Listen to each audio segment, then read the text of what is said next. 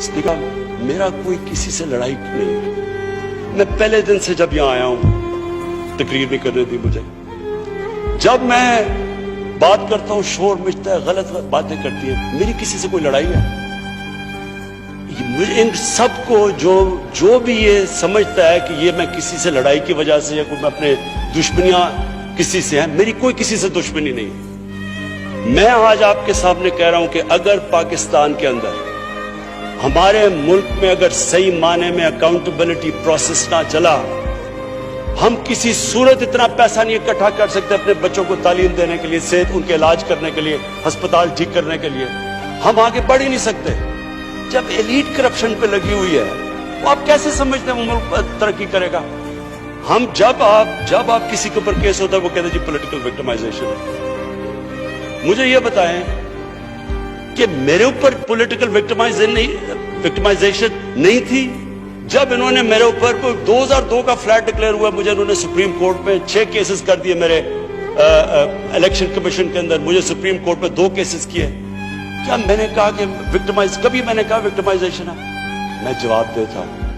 मैं जब वो फ्लैट लिया था, मैं सारी दुनिया जानती है मैं इंटरनेशनल क्रिकेटर था, मैं तो जवाब दे ही नहीं था। मेरे पास तो कोई पब्लिक ऑफिस नहीं था।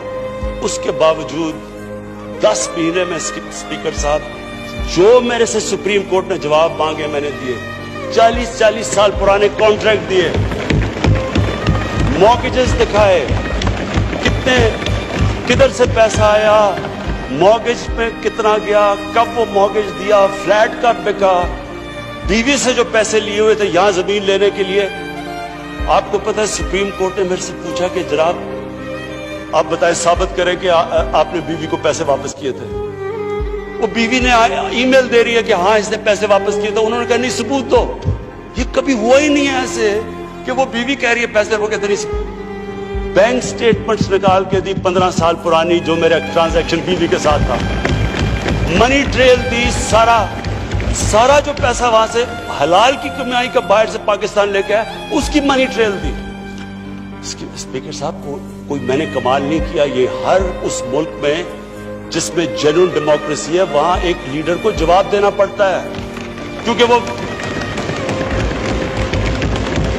अमानतदार होता है, वो पब्लिक के पैसे का अमानतदार होता है। ये कोई विक्टिमाइजेशन नहीं है। और ये जो नैब है, ये हमने तो नहीं नैब बनाई। एक आदमी हमने भर्ती नहीं करवाया। नैब तो पुरानी है, 90% केसेस भी पुराने हैं, लेकिन गालियां हर रोज मुझे पड़ती हैं कि जी आप देखें इमरान खान ने ये कर दिया, वो कर दिया। लेकिन स्पीकर साहब, मैं चाहता हूं कि हमारी पार्लियामेंट चले। मैं चाहता हूं कि डिबेट हो सही, क्योंकि डिबेट के बगैर आइडियाज तराशे नहीं जाते। डिबेट सबसे इंपॉर्टेंट चीज डेमोक्रेसी की अकाउंटेबिलिटी और मेरिट के बाद तीसरी चीज है, वो डिबेट होती है। यहां डिबेट ही नहीं हो सकती। जब बात करो वो शुरू हो जाते हैं कि जी वो नैब न्याजी नेक्सस या कभी कुछ शुरू हो जाता है। यानी इस तरह तो बोल देखे ना स्पीकर साहब, मैंने तो नहीं नैब बनाई।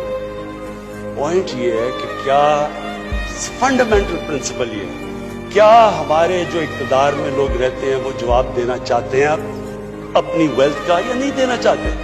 और अगर वो नहीं देना चाहते तो बाकी क्यों देंगे? आप जो कल्चर होता है वो ऊपर से सेट होता है। वो कहते हैं fish rots from the top. जब ऊपर से खराब होता है तो सारा माशरा नीचे तक तबाह हो जाता है। करप्शन का स्पीकर साहब नंबर 1 प्रॉब्लम ये होता है कि मुल्क में जो पैसा ह्यूमन डेवलपमेंट में जाना होता है वो लोगों की जेबों में चला जाता है। नंबर 2 प्रॉब्लम ये होता है क्योंकि चोरी का पैसा होता है वो मुल्क में नहीं आप रख सकते, वो आपको मुल्क से बाहर भेजना पड़ता है।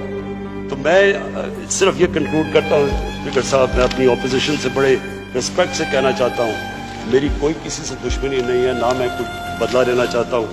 मैं सिर्फ ये बिलीव करता हूँ कि हमारा मुल्क, अल्लाह ने इसको इतनी नेमतें दी हैं, अल्लाह ने इससे क्या क्या चीजें नहीं हमें दी, लेकिन जब तक इस मुल्क के अंदर रूल ऑफ लॉ मीन्स कि everyone is equal in front of law, जब तक रूल ऑफ लॉ और लीडरशिप की अकाउंटेबिलिटी नहीं होगी, हम भी वही सारे बनाना रिपब्लिक्स की तरह एक समुंदर होगा गरीबों का और थोड़े से अमीर लोग होंगे।